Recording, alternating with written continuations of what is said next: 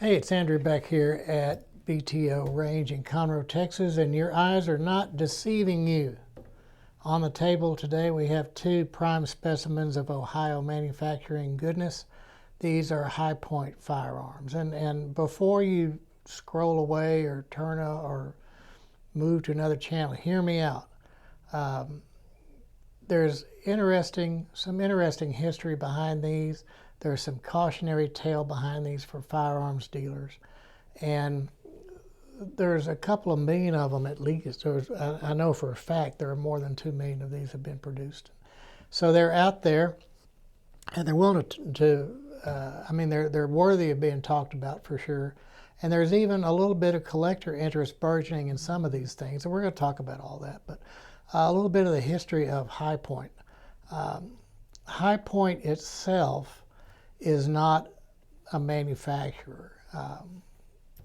Even though the guns all say Hi-Point predominantly, on the side of them, they're the actual manufacturer of the firearm is also marked on the gun. So depending on what caliber it is, or which model it is, and when it was made, it's either going to be B. Miller Manufacturing or Stallard or,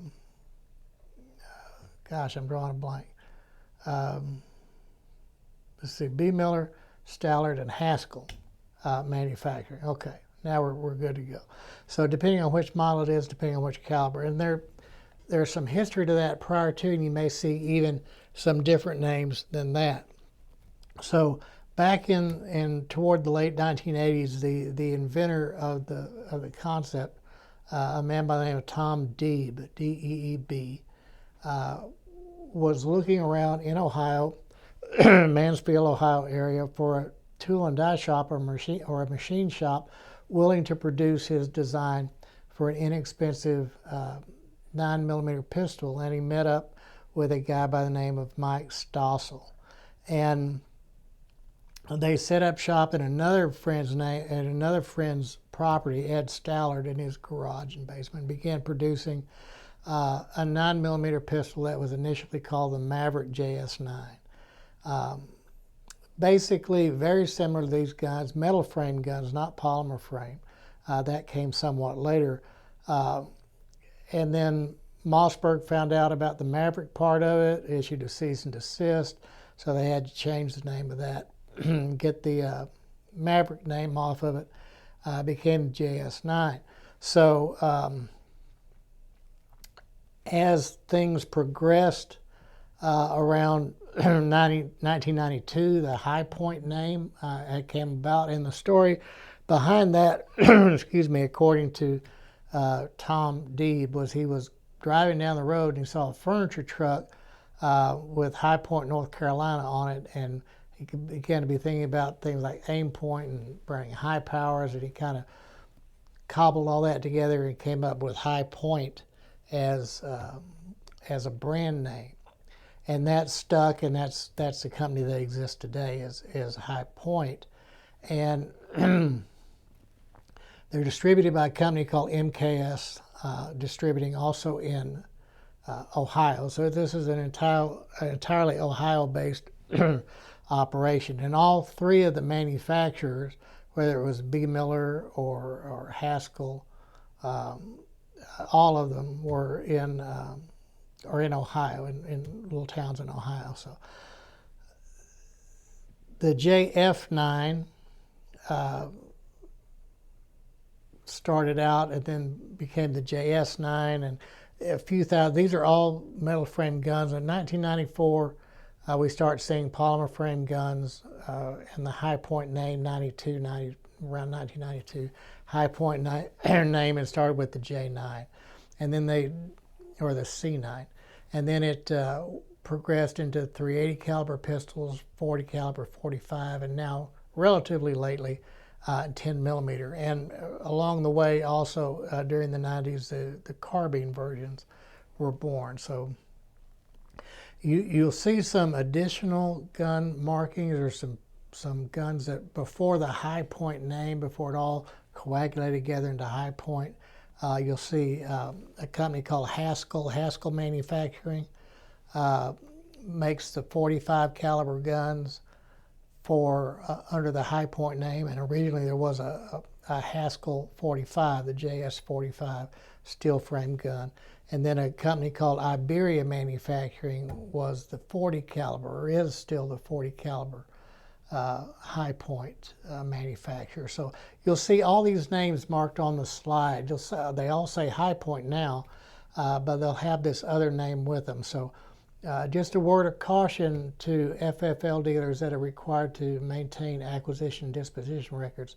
High Point is not the manufacturer of these guns, and it could be a violation if you record that as the manufacturer of the firearm. The correct manufacturer will be either B. Miller or Stossel, or whichever one it says on the side of the frame. Like, for example, this gun here, this is a CF380, and it says High Point Firearms, Strassel's Machine Incorporated, Mansfield, Ohio. So the actual manufacturer is Strassel's Machine. The model is High Point CF380, caliber 380. Would be the correct way to put it in your bound book. Just saying. Don't want you to possibly gather any violations about incorrectly identifying a firearm in your bound book, which can happen.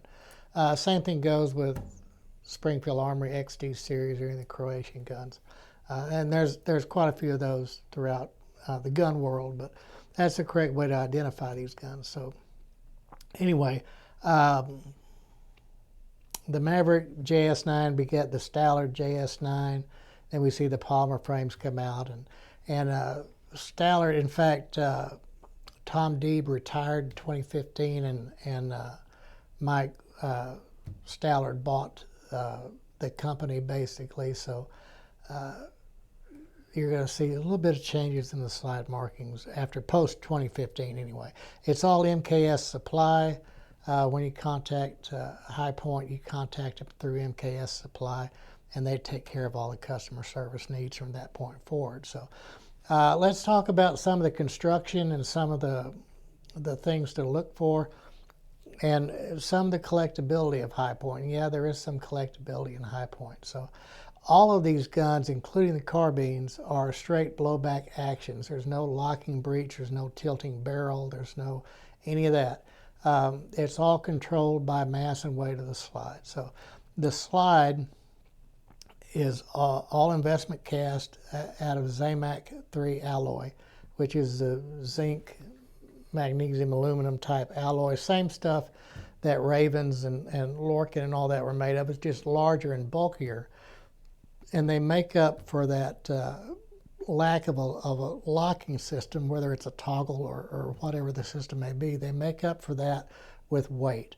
And they've done it well enough to where they're plus P rated. So 9mm are plus P rated, 45s are plus P rated. They even have the gun in 10mm with weight and mass of the slide taking up for the recoil of the cartridge. There is another little part in there called a counterweight that helps with trigger reset, things of that nature. And there is a magazine disconnect in these guns also, adjustable sights on these guns typically, and a lifetime warranty. And it's we've worked on these. This is not a normal line for us to carry as far as new guns, but we do end up acquiring them on a used gun basis, either through a large collection or a state buy or whatever, and we resell them. We go through them and we resell them. They're a little bit more difficult to field strip than some other guns. It does require driving out a roll pin in the back of the frame to get the slide off. The barrel is permanently mounted, or somewhat permanently mounted, to that polymer frame. So it's a real simple design. It is possible to put the firing pin assembly in incorrectly, where it will not fire even though it makes a click but no bang. Typically it's because it's assembled incorrectly in the firing pin section. But anytime I've had to source parts for a high point because somebody took it apart and brought us a bag of gun, couldn't put it back together, or I've actually had somebody bend the counterweight on the inside of the gun into the mag weld where we had to replace that part. It's simply a matter of calling MKS Supply. They sent that out. They asked if I needed extra ones. I got, for a small part, I got a box about this big full of swag and patches and stickers and whatnot from High Point. So they're generally good people and they do back up their products. Now that said, High Point has had a bad rap because of their price point and because of an association with inexpensive guns and crime. And probably somewhat valid. But having said that, what you may not know about High Point and about the founder and inventor, Tom Deeb, is that he was really a big part of the Association of Firearms Tool Mark Examiners, AFTE. He wasn't a tool mark examiner or an engineer, but he was an industry partner, I guess, if you will, of AFTE. And High Points are designed to be forensic friendly, and by that I mean it's a unique rifling pattern, and the breech faces of High Point firearms have some unique characteristics that actually impart onto the case, the fired case, so that the crime lab guys can look at the case and say, oh, this came out of a High Point. And then recovered projectiles, the rifling pattern is unique to High Point. So there's a little bit of law enforcement friendly design features, I guess, for lack of a better term, in the High Point firearms that not a whole lot of people are aware of. It's not a secret. I didn't just divulge any kind of super ultra secret stuff, but it's still little known. So to take these guns apart, so you see we're clear here. To take these guns apart, when you lock the slide to the rear, and I've got the slide locked to the rear on an empty magazine, you can lock it to the rear manually by bringing this safety up into this last notch here. And by doing so, you expose a roll pin in this back notch. So this roll pin would then be driven out. The slide can be pulled to the rear end lifted up, and then it comes off, and that'll give you access to as far as you need to take the gun apart. Now, it's not really designed for the end user to be taken apart further than that, so I wouldn't really suggest getting into that. And the more times you push pins, metal pins out of polymer frames, the greater those tolerances become. So you don't need to do it all that often. They can be locked back and the bore's clean and brushed out through the ejection port fairly easily. One thing about the High Point firearms is typically they're kind of hard to make them stop running without a lot of abuse. Now, we did have one Stallard marked 45, the pre-High Point gun, Stallard JS45, come in that a lady had been carrying that big heavy pistol in her purse, and a hand lotion bottle had come open, and it had basically filled the gun with hand lotion, which had solidified, and that did successfully stop up the gun. But we were able to get it back running and as far as I know, it's still in operation today. So most of the time when we see one of these guns break, it's the rear sight. But again, a simple call to MKS Supply. They've so far, at least for me, they've had no problems sending them out, and we get them back up and going again. So most of the other times it's user error. I mean, I've had people successfully jam a cartridge in the chamber backwards. I've had people reassemble the firing pin assembly wrong, things like that. Crack grips.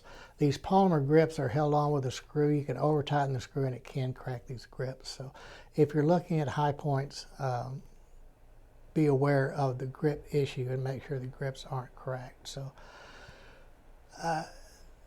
you know, I don't know, do we even need to talk about scarcity, originality, and condition? I mean, they're not scarce. Literally millions have been made of these things.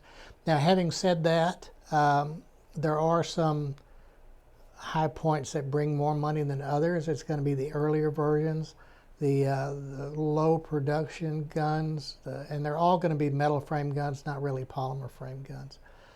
The older metal frame guns with various markings that were low production. There is a growing group of high point collectors or forums, internet forums that are centered around high point, and there is some growing interest in those older guns. So I wouldn't pass them by if you see them out and about for little, very little money, typically in the used gun counter of a shop or a pawn shop, especially the older metal frame guns. They may be worth buying even if you were only going to try to resell them and make a little money on them. But that said, High Point's done some pretty interesting things lately. One of their latest creations was a version of the C9 that they called, or they actually put out through social media kind of a contest on what to name this new model.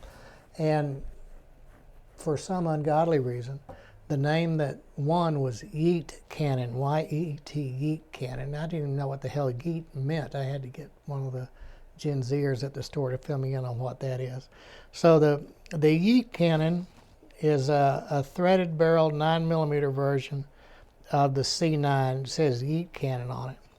So when you have a threaded high point, what do you got to do to the high point, right?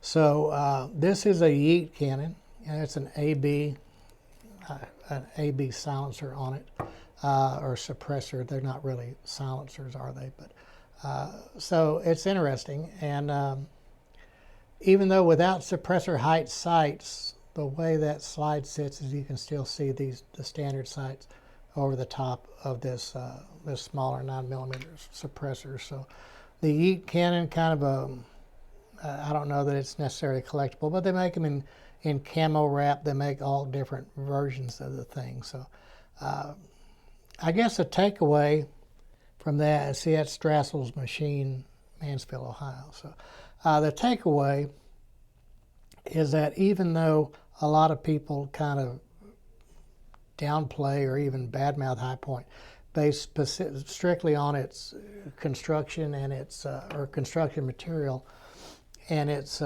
price point, not everybody comes into the store with Glock or FN or SIG money in their pocket, and it just is what it is. It's a viable alternative. It's a sight better than any of the Jimenez products that used to be on the market, or any of the Lorcan pistols or anything of that nature. The High Point's a step up.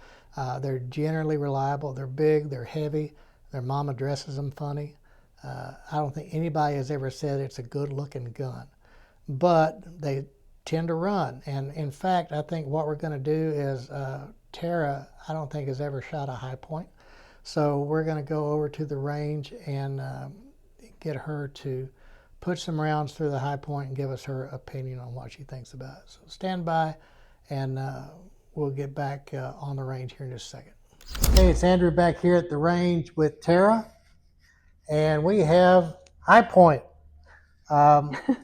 This may be the first time I've ever shot a High Point at a target.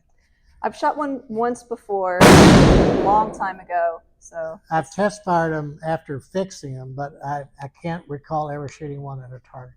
So what we have here is the Yeet Cannon C9 with an AB suppressor on it, direct thread silencer, half 28 threads. And we did run a 9mm range rod on it to make sure we had alignment, and we do. We used a prototype Kratos design range rod. nice. So they're available for sale. So you want to shoot it first? I'll shoot it first. Okay. 9mm ammo. Are you familiar with the controls on the High Point? I think I got it. Okay. We'll see.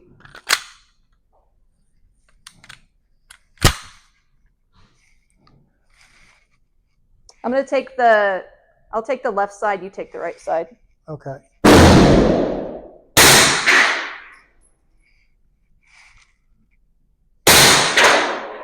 no idea where that's even. I can't even see.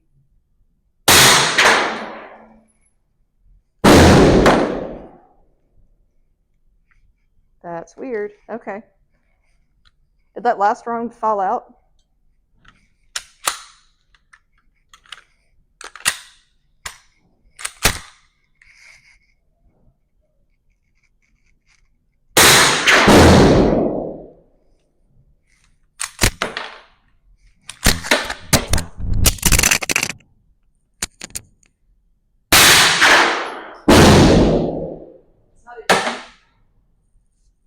Yeah, there's something going on with this.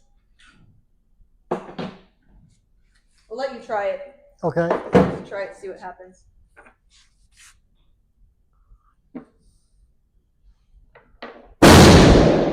All right, so here we go with the Yeet Cannon with the silencer on it. On this particular gun, it looks like the magazine, the rounds want to nose down a little bit in the magazine, so we're going to see if we can get through this.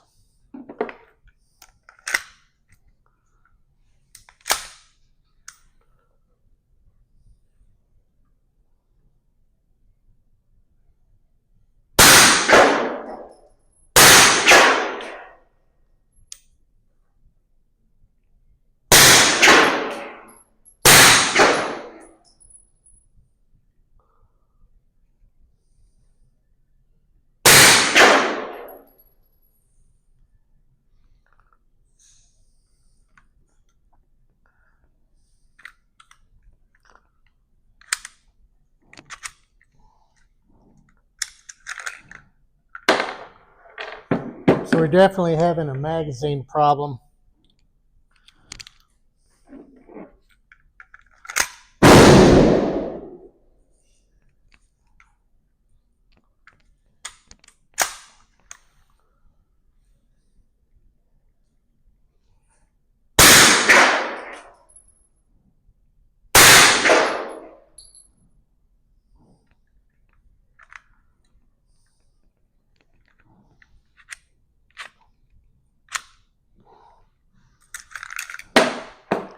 So not a huge fan of this thing with the silencer on it for sure.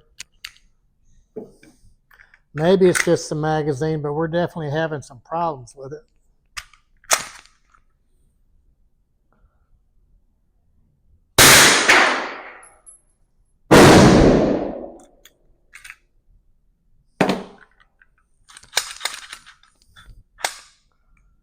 And no lockback. Okay.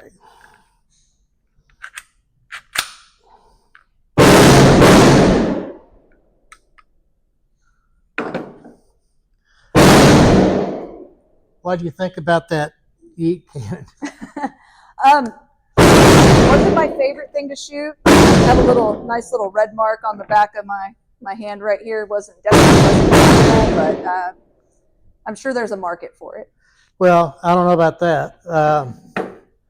This one, this thumb safety right here was actually digging into my thumb.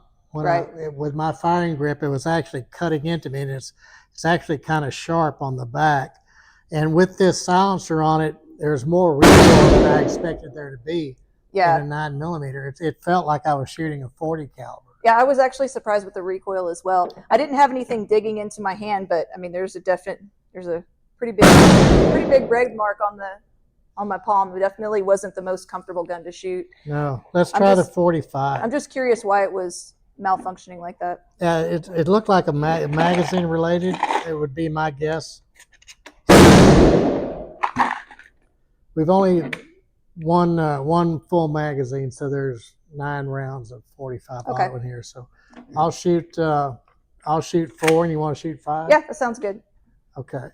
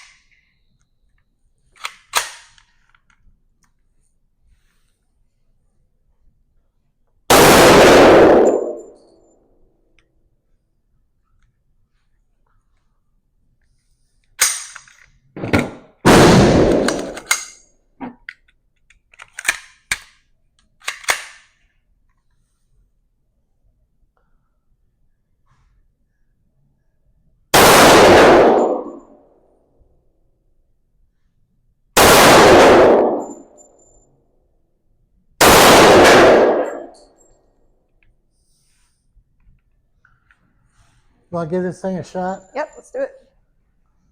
We were going to lock back every time, but again, I think that's another magazine issue. Safety's on, you're good to go. All right. Well, it's not nearly as bad as I thought.